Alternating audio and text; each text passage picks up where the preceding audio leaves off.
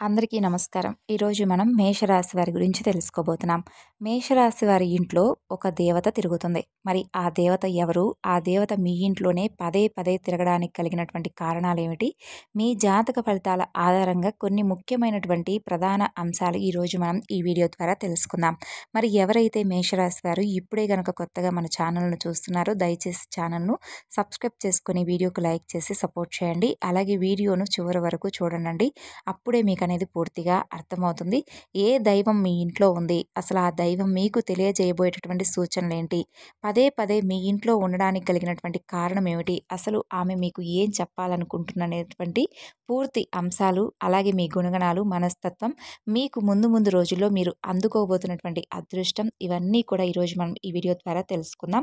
మేషరాశికి కుజుడు అధిపతి. ఈ రాశి వారు ధైర్యవంతులు, ఆశావాదులు, నాయకత్వ లక్షణాలను కలిగి ఉంటారు. చరరాశి కాబట్టి నిర్ణయాలను వేగంగా మారుస్తూ ఉంటారు. ఆర్థికంగా చాలా బాగా రాణిస్తారు. అయితే పెట్టుబడులు, అప్పుల విషయంలో జాగ్రత్త వహించాలండి. అశ్విని, భరణి, కృతిక నక్షత్రాలలో మొదటి పాదం ఈ రాశి కిందకు వస్తాయి.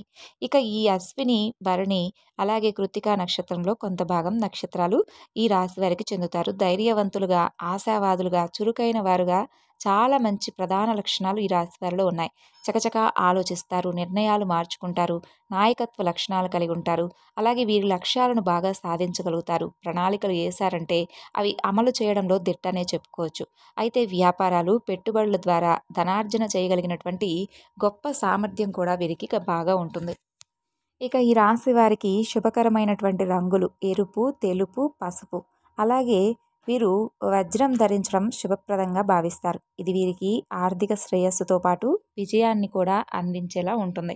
మరి విషయంలోకి వస్తే రాశి వారు ఏంటంటేనండి, స్థిరత్వంగా ఉండడం, ఆనందంగా ఉండడం, వాత్సల్యం కలిగి ఉండడం, దృఢత్వం కలిగి ఉండడం, అచంచలమైనటువంటి విశ్వాసాన్ని కలిగి ఉండడం ఈ రాశి వారికి మూల సూత్రాలు. ఇక ఈ రాశి వారు మంచి ఆకర్షణీయమైనటువంటి రూపాన్ని కలిగి ఉంటారు. చూడడానికి చాలా అంటే చాలా అందంగా ఉండడమే కాకుండా వీరి మనసు కూడా చాలా అందంగా ఉంటుంది. ఇతరులు చూడగానే వీరి కష్టాలను ఏంటంటే వీరితో పంచుకుంటారు. అలాగే మిత్రతత్వాన్ని వీరు ఎక్కువగా కోరుకుంటారు. ప్రతి విషయాన్ని చాకచక్యంగా ఆలోచించి తెలివిగా నిర్ణయాలు తీసుకుంటారు. ఇక ఈ రాశివారు చాలా ప్రశాంతంగా సౌమ్యమైనటువంటి స్వభావాన్ని కలిగి ఉంటారు. అలాగే ఈ రాశి వ్యక్తులకు తమ శక్తి సామర్థ్యాలు ఏంటనేది బాగా తెలుసు. అలాగే వీరు తాము చేయాలనుకున్నటువంటి పని విషయంలో కృత నిశ్చయంతో ఉంటారు. కఠినమైనటువంటి నిర్ణయాలను తీసుకోవడానికి ఏ మాత్రం కూడా వెనకాడరు. ఇక ఈ రాశివారు క్రమశిక్షణను ఎక్కువగా ఇష్టపడతారు. ఏ విషయంలో కూడా నిర్లక్ష్యంగా అస్సలు ఉండరు. అలాగే వీరు ప్రతి పనిని కూడా హృదయపూర్వకంగా చేస్తారు. ఎవరికైనా సహాయం చేయాల్సి వస్తే కనుక ముందే ఉంటారు. అలాగే దయ, దానగుణం, క్షమాగుణం కలిగి ఉంటారు. ఎవరినైనా కానీ వీరిని విశ్వసిస్తే మంచి ఫలితాలనేవి పొందవచ్చండి. అంటే వీరి మీద ఏర్పడేటటువంటి నమ్మకాన్ని వీరు ఎక్కడా కూడా ఒమ్ము చేసుకోరనమాట. తమకు నచ్చిన వారు అపరాధం చేసినప్పటికీ కూడా క్షమించేటటువంటి గుణంతో ఉంటారు. ఇక వీరి యొక్క అభిప్రాయాన్ని మార్చేందుకు ఎవ్వరికీ కూడా సాధ్యం కాదు. అలాగే వీరి మాట తీరు చాలా మృదువుగా మంచి స్వభావాన్ని కలిగి ఉంటుంది. ఇతరులతో కలిసి తమ పనిని పూర్తి చేసుకోగలిగినటువంటి సామర్థ్యాన్ని కలిగి ఉంటారు. ఇక వీరికి మంచి కార్యాచరణ శక్తి ఉంటుంది. అనుకున్నది సాధించేంత వరకు నిద్రపోరు. సాధించడానికైతే ఎంత కష్టమైనా పడేటటువంటి మనస్తత్వం వీరికి బాగా ఇష్టమనమాట. అంటే ఊరికే ఏదొచ్చినా కూడా పెద్దగా ఇష్టపడరు. బాగా కష్టపడి, ఆ కష్టపడితే వచ్చేటటువంటి ఆ యొక్క ఫలితాన్ని ఆస్వాదిస్తారు. గొప్ప మనస్తత్వం కాబట్టి ఇక ఈ రాశిలో పుట్టిన వారికి సహనం కూడా చాలా ఎక్కువ. చెప్పాలంటే 12 రాసుల్లో కల్లా కూడా సహనం ఎక్కువగా కలిగినటువంటి రాశి ఏదైనా ఉందంటే అది ఈ రాశి వారే. ఈ ఒక్క గుణం కలిగినటువంటి వీరు చాలా ప్రత్యేకంగా అందరికీ నచ్చే విధంగా కనిపిస్తూ ఉంటారు. అలాగే ఎలాంటి చికాకునైనా ధైర్యంగా ఎదుర్కొంటారు. అందరికీ నచ్చేస్తారు. అలాగే ఈ రాశివారు ఎవరైతే ఉన్నారో వీరు కష్టాల్లో వదిలేసి పారిపోయేటటువంటి రకం కానే కాదండి. అయినా వాళ్ళకైనా స్నేహితులకైనా అంటే అయిన వాళ్ళకైనా, స్నేహితులకైనా ఏమాత్రం కొంచెం పరిచయం ఉన్నటువంటి వ్యక్తులకైనా ఎవరైనా కష్టంలో ఉన్నారంటే వెన్నుదన్నుగా ఉంటారు. అలాగే ఒక్కసారి ఎప్పుడైనా వీరికి చిన్న సహాయం చేస్తే వారిని జీవితకాలం గుర్తుపెట్టుకుంటారు. మోసం చేయడం గురించి ఎప్పుడూ కూడా ఆలోచించరు. అలాగే వీరు మోసపోరు కూడాను. వీరిని మోసం చేయడం అనేది అసలు ఎవ్వరి వల్ల కూడా కాదు. వీరు ఒకవేళ కింద పడ్డారంటే వీరిని ఆసరాగా చెయ్యిచ్చి పైకి లేపేవాడు ఒకడున్నాడు. ఆయనే పరమేశ్వరుడు. స్నేహంగా ఉండేవారికి, వీరిని గౌరవించే వారి పట్ల ఎంతో విధేయతగా ఉంటారు. ఎదుటివారు ఇస్తున్నటువంటి మర్యాదను కాపాడుకోవడానికి జాగ్రత్త పడుతూ ఉంటారు. చాలా ప్రశాంతంగా సౌమ్య స్వభావాన్ని కలిగి ఉంటారు. ఇక వీరు గొడవలకు కూడా కాలు దువ్వేటటువంటి రకాలు కానే కాదు. అలాగే అదృష్టపు రంగు తెలుపు, అదృష్టపు సంఖ్య 6, అదృష్టపు వారం శుక్రవారం. ఈ రాశి వారికి మధ్య వయస్సు నుండి జీవితం చాలా అద్భుతంగా ఉంటుంది. అంటే వీరు అనుకున్నటువంటి జీవితాన్ని వీరు చూస్తారనమాట. అత్యున్నత స్థాయికి చేరి మంచి పదవులు పొందేటటువంటి అవకాశాలు కూడా బోలెడుంటాయి ఈ రాశి వారికి. అలాగే ఎన్ని కష్టాలు ఎదురైనా కానీ ఎదుర్కొనేటటువంటి శక్తి సామర్థ్యాలుంటాయి. మంచి ధనం, ధన సంపాదన, స్వగృహం నిర్మించుకోవడం జరుగుతుంది. ఇక వీరి ఇంట్లో ఎప్పటి నుండో ఏంటంటే ఒక దేవత అనుగ్రహం అనేది ఉంది. కానీ వీరు ఆ దేవతను గుర్తించలేకపోతున్నారు. మీరు ఒకవేళ గమనించుకుంటేనండి, గత కొన్ని సంవత్సరాల నుండి మీ ఇంట్లోనే మీతో పాటే కొన్ని జరిగినటువంటి కొన్ని విషయాలు ఒక్కసారి జ్ఞాపకం చేసుకోండి. అంటే కొన్ని ప్రమాదాలుంటాయి. లేదంటే ఏదైనా సమస్యలయి ఉండవచ్చు. వాటి నుండి మీరు త్రుటిలో తప్పించుకొనుంటారు. దానికి కారణం ఎవరో కాదు. కేవలం ఒక దేవత యొక్క అనుగ్రహం. మీకు ఆ కరుణ ఎక్కువగా లభిస్తూ వస్తుంది. ఎందుకంటే ఆ దేవత ఎప్పుడూ కూడా మిమ్మల్ని కాపాడుతూ వస్తుంది. కొన్ని పనులేంటంటే మిమ్మల్ని కంప్లీట్‌గా ఇబ్బందులకు గురి చేసే సమయంలో కూడా మీరు త్రుటిలో తప్పించుకుంటూ ఉంటున్నారు. ప్రమాదాల నుండి కూడా మీరు చిన్న చిన్న దెబ్బలతో బయటపడుతూ ఉంటారు. ఇవన్నీ ఏంటంటే ఒక దేవత మనల్ని ఎల్లప్పుడూ కూడా సంరక్షిస్తూ వస్తుంది అని చెప్పి మనం అర్థం చేసుకోవాలి. అలాగే అసలు ఆ దేవత మన నుండి ఏం కోరుకుంటుంది? అలాగే మీరసలు ఆ దేవతని ఎలా గుర్తించాలి? ఇవన్నీ కూడా ఈరోజు మనం ఈ వీడియోలో పాయింట్ టు పాయింట్ తెలుసుకుందాం. ఎప్పుడూ కూడా ప్రతి ఒక్క మనిషికి ఒక కులదైవం అనేది ఉంటుంది.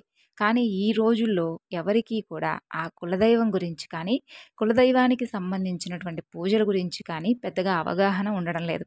ఏమాత్రం కూడా అర్థం కావడం లేదు. ఎప్పుడైతే మన ఇంట్లో పెద్దవాళ్ళు మనకు చాలా జాగ్రత్తలు చెబుతూ, మన పురాతన కాలం నుండి వస్తున్నటువంటి ఆచారాల గురించి ఈ రోజుల్లో నేటి తరంకి ప్రతి ఒక్కరూ కూడా తెలియజేయాలండి. అంటే మనకు మనమే మన మన పిల్లలను అన్ని రకాలుగా జాగ్రత్త చేసుకొని మంచేంటి, చెడేంటి, మన ఆచారాలేంటి, మన యొక్క సాంప్రదాయం ఏంటి అనేది వారందరికీ కూడా నేటి తరానికి అర్థం కాదు. కాబట్టి మనమేంటంటే వారికి అన్ని రకాలుగా మనం ఇలాగా మన పెద్దల కాలం నుండి వస్తున్నటువంటి ఆచారాలివి. అలాగే ఇది చెయ్యాలి, ఇది చేయకూడదు, తప్పొప్పులన్నీ కూడా పాపం వారికి తెలియదండి. కాబట్టి మనమేంటంటే ఇప్పుడున్నటువంటి బిజీ లైఫ్‌లో మనం మనం మన పనులు అలాగే ఈ రోజుల్లో ఎక్కువగా సెల్ ఫోన్‌లు చూసుకుంటూ కాలాన్ని గడుపుతూ, అలాగే ఏ విధమైనటువంటి అంటే కొన్ని విషయాలను పక్కన పెట్టేసి మనం ఏంటంటే చాలా నెగ్లెక్ట్ చేస్తూ ఉన్నాం. కాబట్టి ఇటువంటి విషయాలను మనం తప్పు కాదండి. మనకు మనం సమయం కేటాయించుకోవడం తప్పు కాదు. మన సరదా కోసం చేసేటటువంటి పనులు కూడా తప్పు కాదు. కానీ ఉన్నటువంటి కొంత సమయంలోనైనా పిల్లలకు అర్థమయ్యే విధంగా మన సాంప్రదాయాలు, అలాగే మనం మర్చిపోకుండా ఉండేటటువంటి కొన్ని ముఖ్యమైనటువంటి విషయాల గురించి మనం జ్ఞాపకం చేసుకుంటూనే వారికి కూడా అన్ని విషయాలను అర్థమయ్యేలాగా చెప్పాలి.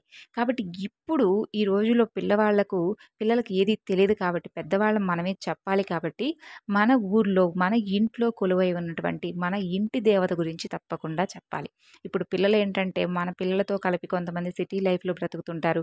అలాగే ఎక్కడ ఇటువంటి విషయాల గురించి పట్టించుకోకుండా మర్చిపోయి ఉన్నవారుంటారు. మీరు ఇవన్నీ ఎప్పుడూ కూడా గుర్తు చేసుకోవాలండి. మంచిగా ఆరాధించుకోవాలి. ఇప్పటి వరకైతే ఈ రాశివారు ఆర్థికంగా చాలా రకాలుగా నష్టపోయినటువంటి దాఖలాలున్నాయి. అంటే రాశి చక్రంలో అన్నింటిలో కూడా ఈ రాశి వారికి చూసుకున్నట్లయితే ఆర్థిక పరంగా చాలా ఎక్కువగా నష్టపోయినటువంటి దాఖలాలు ఎక్కువున్నాయి. ఖచ్చితంగా ఏంటంటే ఈ రాశి వారు ఎక్కువ మంది ఉన్నారని చెప్పుకోవాలి. కానీ ఈ రాశివారు ఆర్థికంగా నష్టపోయినట్లుగా ఏ రాశివారు కూడా ఎక్కువగా నష్టపోవడం లేదు.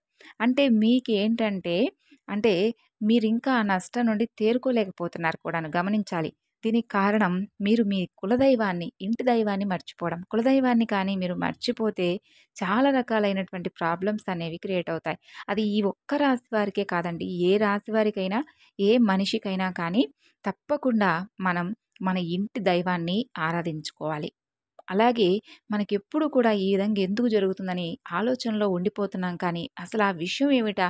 ఎందుకిలా జరుగుతుందా? అని చెప్పి పెద్దవారిని అడిగి తెలుసుకుంటే, మన కులదైవ ఆరాధన చేయమని చెబుతారు. కులదైవాన్ని ఎప్పుడైనా కానీ ఫస్ట్ ప్రియారిటీ ఇంటి దైవం కులదైవాన్నే ఎక్కువగా మనం ఫస్ట్ ప్రియారిటీ ఆమెకే ఇవ్వాలి. కాబట్టి ప్రతినిత్యము కూడా పూజించుకోవాలి, ఆరాధించుకుంటూ ఉండాలి, నామస్మరణ చేసుకుంటూ ఉండాలి. ఇప్పుడుకైనా కానీ మించిపోయింది లేదండి. ఒక పటాన్ని తెచ్చుకోండి, ఆమె ఎవరనేది తెలుసుకోండి. అలా కుదరదనుకుంటే ఖచ్చితంగా కులదైవం పేరేంటి, కులదైవం ఎవరనేది తెలుసుకొని నిత్యం ఆమెను స్మరించుకుంటూ ఉండాలి. ఇలా చేస్తే ఆ దేవత కటాక్షం అనేది మరింత పెరుగుతుంది. అలాగే మీరు ఇక్కడ చేయాల్సినటువంటి మరొక పని ఖచ్చితంగా కులదైవం గురించి తెలుసుకొని, ఒక మంచి రోజు చూసుకొని, మీ పెద్దవాళ్ళతో చక్కగా మాట్లాడుకొని, తెలుసుకొని, ఆ కులదైవాన్ని ఇంట్లో ప్రతిష్ఠించుకోనండి. చాలా చాలా మంచిది. మీకు ఏర్పడేటటువంటి సమస్యలు కూడా తగ్గిపోతాయి. మీరు ఎంత పెద్ద సిటీస్‌లో ఉన్నా కూడా దైవం ముందు అవేమీ కూడా పనికిరావు కదా!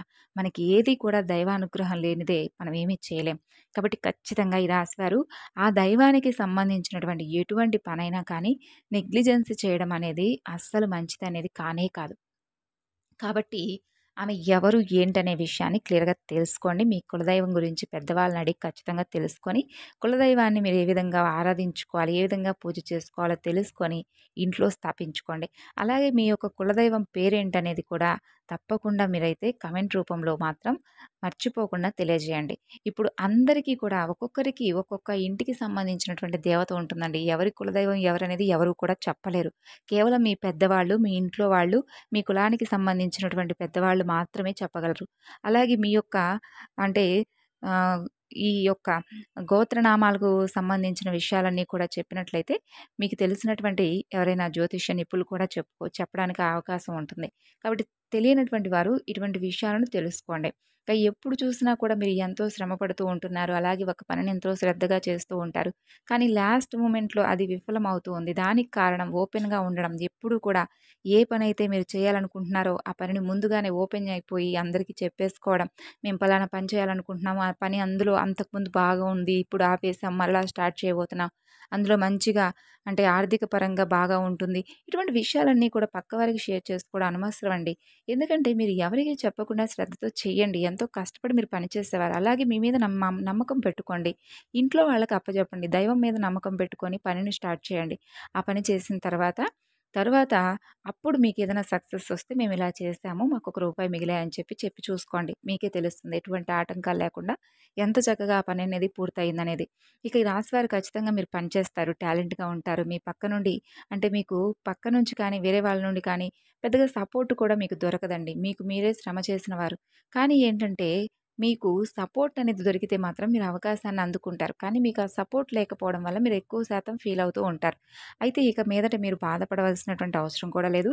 మీ గ్రహాల్లో ఇప్పుడు మీకు చాలా గ్రహస్థితి అనేది కూడా అనుకూలంగా మారబోతుంది. అంతేకాకుండా చాలా రకాల మంచి ఫలితాలు మీరు పొందబోతున్నారు. అలాగే మీరు పడినటువంటి కష్టానికి తగిన విధంగా ఫలితం అనేది మీకు త్వరలోనే దొరకబోతుంది. ఇప్పటివరకు మీరు చేసినటువంటి మంచి పనులు, అలాగే మీ పూజలకు మేమెన్ని పూజలు చేశాం, మా పూజలకు సమాధానం లేదు, మేమెన్ని వ్రతాలు చేశాము, భగవంతుడు మమ్మల్ని పరీక్షిస్తూనే వస్తున్నాడని చెప్పి అనుకోనవసరం లేదు. ఎందుకంటే ఇక్కడ నుండి మీ కర్మఫలాలు ఏవైతే మంచిగా మీరు చేసినవి ఉన్నాయో, అవన్నీ కూడా మీకు తిరిగి రిటర్న్ గిఫ్ట్ ఇచ్చేలాగా భగవంతుడు చేస్తున్నాడు. మీరొకటి గమనిస్తేనండి, ఈ రాశివారికి శివానుగ్రహం అనేది చాలా ఎక్కువగా ఉంటుంది.